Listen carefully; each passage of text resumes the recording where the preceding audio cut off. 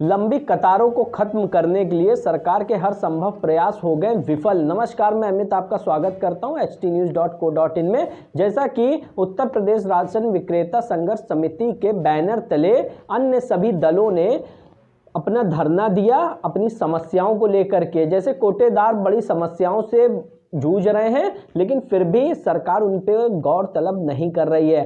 आज जब धरना स्थल पर खचाखच कोटेदारों ने धरना दिया और पूरी भीड़ ने आक्रोश जताया सारी सुविधाओं को लेकर के और असुविधाओं को हो रही हैं जो उनके साथ में।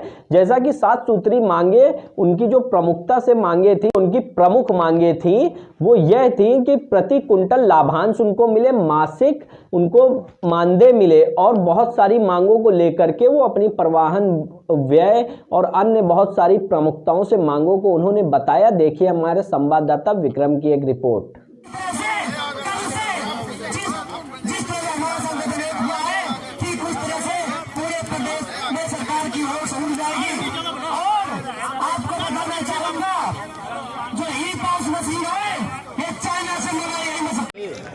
अशोक कुमार मेहरोत्रा, संयोजक उत्तर प्रदेश राशन विक्रेता संघर्ष समिति के आह्वान पर ये विशाल धरना हो रहा है। क्या प्रमुख मांगों को लेकर विशाल धरना? हमारी प्रमुख मांग है, हमको एक लाभांश दिया जाए, डोर स्टेप डिलीवरी दी जाए और जो निर्दोष कोटेदारों की दुकानें निरस्त की गई उनकी दुकानें बहाल की जाए, उनके ऊपर से मुकदमे तत्काल प्रभाव से हटा करके दोषियों के खिलाफ कार्रवाई की जाए।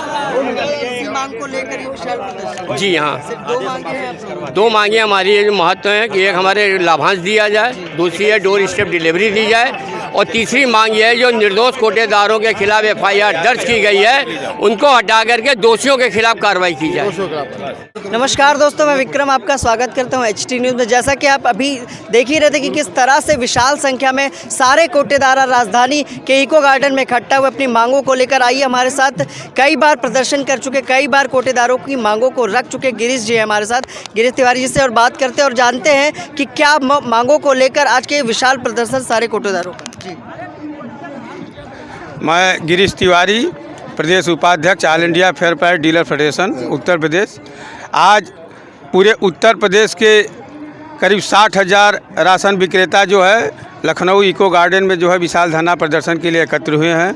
हमारी प्रमुख मांगे यही है कि हमको मानदेय दिया जाए, डोर स्टेप डिलीवरी दिया जाए और जो ई पॉस मशीन है इसको यथाशीघ्र जैसे मध्य प्रदेश, राजस्थान, छत्तीसगढ़ में हटा लिया गया है, इसको तुरंत वापस किया जाए क्योंकि इतना ख़राब इसका सिस्टम है, नेटवर्क है, इसका कोई भी मतलब आपका कहना है कि कई प्रदेशों में जो ये व्यवस्था है ये बंद हो चुकी है, लेकिन उत्तर प्रदेश में अभी तक बंद नहीं हुई। हाँ, अभी तक उत्तर प्रदेश में बंद नहीं और हर प्रदेशों में जो है कमीशन या मानदेय उत्तर प्रदेश से दुगना तिगुना है। अभी आज तक हम लोग इतने बार यहाँ पे धरना प्रदर्शन के ज्ञापन दिए, लेकिन आज तक सरकार के कान में जो है कोई इसका जो है जू तक नहीं रहेगा। मतलब कहीं ना कहीं कोटेदारों का उत्पीड़न कर रही है ये सरकार, पूरा क्या पूरा उत्पीड़न कर रही है। अब ये उत्पीड़न बर्दाश्त भी नहीं होगा। अगर सरकार हमारी मांगों को नहीं मानती तो हम लोग 21 तारीख से पूरे प्रदेश के दुकानदार खाद्यान्न का उठान, मिट्टी का तेल बंद कर देंगे जब तक कि ये सरकार हम लोग की मांगे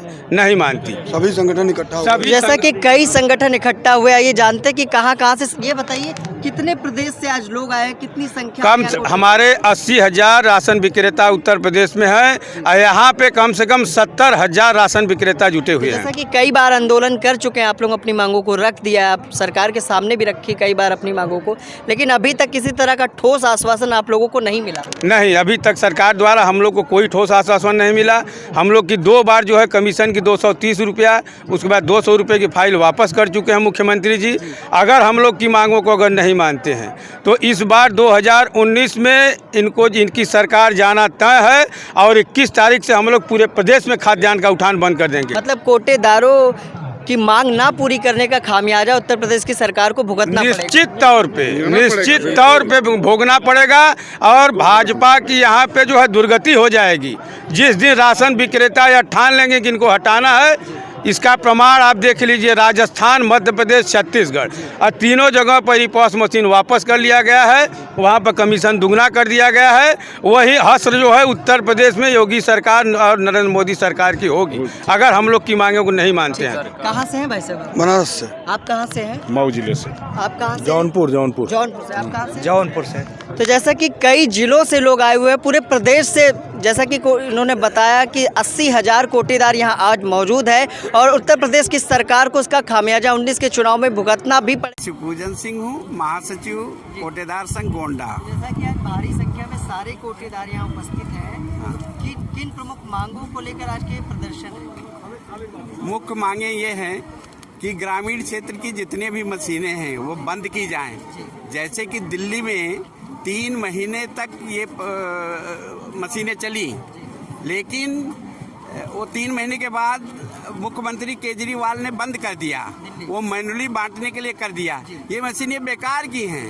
ये पूरे महीने कोटेदार परेशान हो रहा है, ना तनख्वाह मिलती है और ना कोई वो हो रहा है। जब कोटेदारों के पास रजिस्टर था तो उन पे आरोप लगते थे। हाँ, जब आरोप लगते थे तो अब मशीनें नहीं चल रही हैं तो उसके लिए अब आरोप, या तो जब हम फुल टाइम पूरे महीने बांट रहे हैं, रोज जाना बैठना पड़ता है, तो तनख्वाह क्यों ना बांधे? फिर जांच के नाम पे आप लोगों को डराया धमकाया भी जाता है। डराया धमकाया जाता है। मुख्यमंत्री योगी जी ने कहा कि बहराइच में कहा कि कोटेदार अपना दूसरा व्यवसाय कर लें।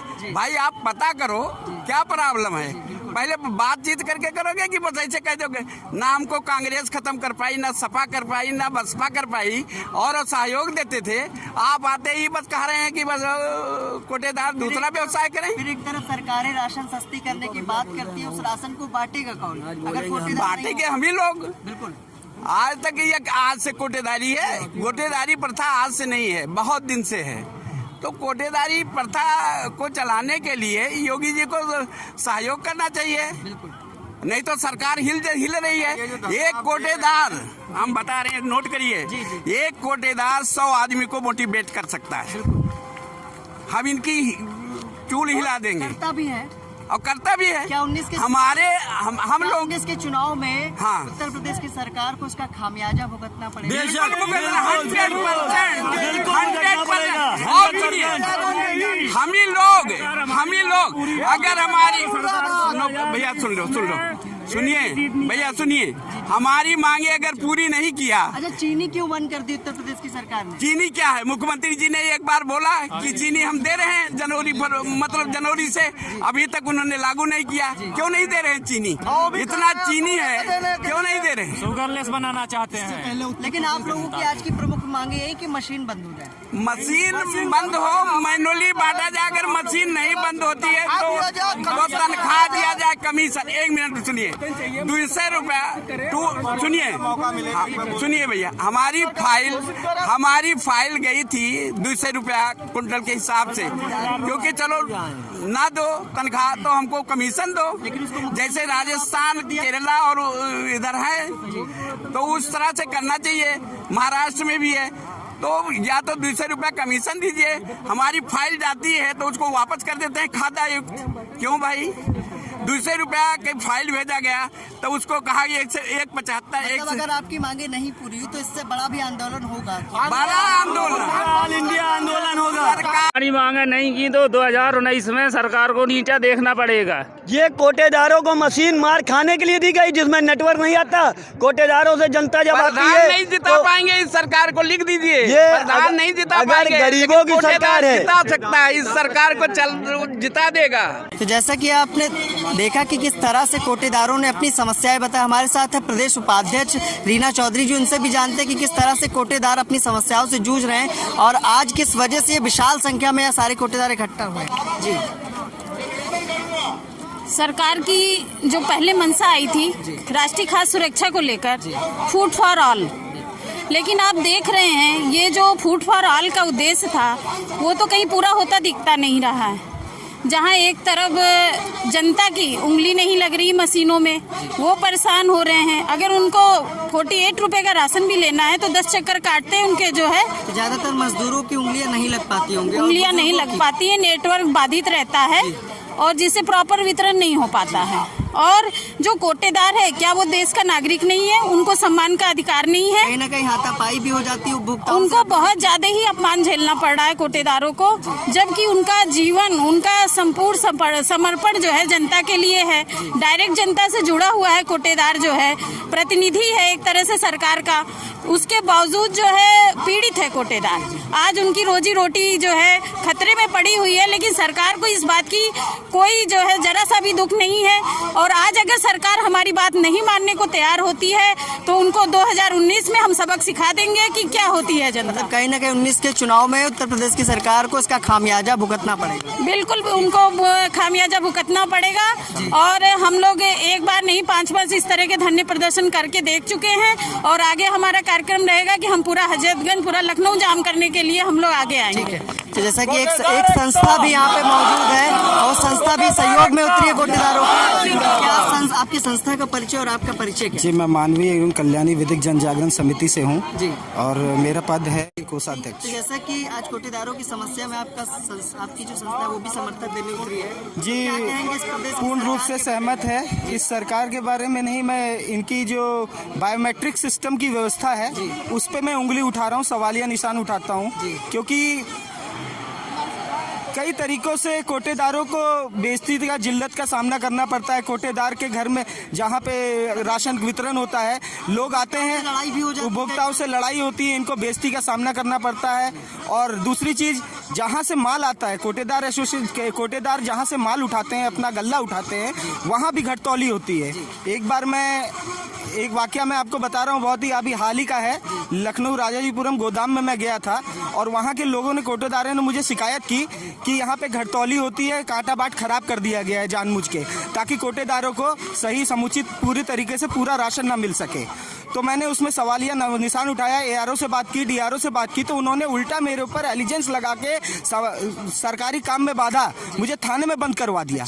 ये कहाँ का इंसाफ है? मतलब कहीं ना कहीं जब आपकी संस्था ने और आपने आवाज उठाई कोटेदारों की समस्या को लेकर, तो आप ही के ऊपर आरोप लगा दिए गए। जी जी, तो क्योंकि भ्रष्टाचार ऊपर से चल रहा है और सामना करना पड़ता है कोटेदारों को। प्रदेश सरकार को कई बार इन लोगों ने लिखित में ये मांग की है, मांग पत्र दिया, लेकिन अभी तक कोई आश्वासन नहीं मिला। क्या कहेंगे आप प्रदेश सरकार को? प्रदेश सरकार को मैं यही कहना चाहता हूँ, या तो बायोमेट्रिक सिस्टम को सही समुचित ढंग से सही किया जाए, अन्यथा इसको बंद करके जैसे राशन चल रहा था वैसे चले, ताकि कोटेदारों को बेइज्जती का, जिल्लत का सामना न करना पड़े। कहाँ से भाई साहब? इलाहाबाद से आए हैं। आप कहाँ से हैं? सीतापुर बिस्वा से। सब अलग अलग जौनपुर गाजीपुर से आए हैं। तो जैसा कि अलग अलग जिलों से सभी कोटेदार यहाँ एकत्रित हुए, अपनी मांगों को लेकर कई बार प्रदर्शन कर चुके, कई बार सरकार को मांग पत्र दे चुके हैं, लेकिन अभी तक सरकार के कान पे जू तक नहीं रेंगी है। और कोटेदारों को ये भी कहना है कि 19 के चुनाव में कहीं ना कहीं इसका खामियाजा उनको भुगतना पड़ेगा। इसी के साथ मैं विक्रम आपसे इजाजत। तो आपने देखा उत्तर प्रदेश राशन विक्रेता संघर्ष समिति कैसे सारी समस्याओं को लेकर के धरना स्थल पर डटी हुई है और अपना ज्ञापन भी सरकार तक के पहुंचा दिया गया है, लेकिन लगातार प्रदर्शनों पर भी कोई भी प्रतिक्रिया सरकार की नहीं मिल रही है, जिससे बहुत ही नाखुश हैं कोटेदार। जैसे कि उनकी विभिन्न समस्याओं से आप भी जाते होंगे, आपको भी समस्या होती होगी, लेकिन कोटेदारों की समस्या इतनी बड़ी समस्या है कि वो अपने सरकार के सामने मांगे रख रहे हैं, लेकिन सरकार उनको अनदेखी कर रही है। इस अनदेखी से नाराज होकर के कहीं ना कहीं कोटेदार भी सड़क पर उतरने वाले हैं। आगे की खबरों में हम आपको दिखाते रहेंगे कि क्या कोटेदार कर रहे हैं। हमारे चैनल के साथ में बने रहने के लिए सिर्फ आपको एक कार्य करना होता है, हमारे सब्सक्राइब बटन को दबाना होता है, उसको दबा करके आप सारी खबरें पा सकते हैं। अगर फेसबुक पे देख रहे हैं तो हमें खबर को लाइक कर लीजिए।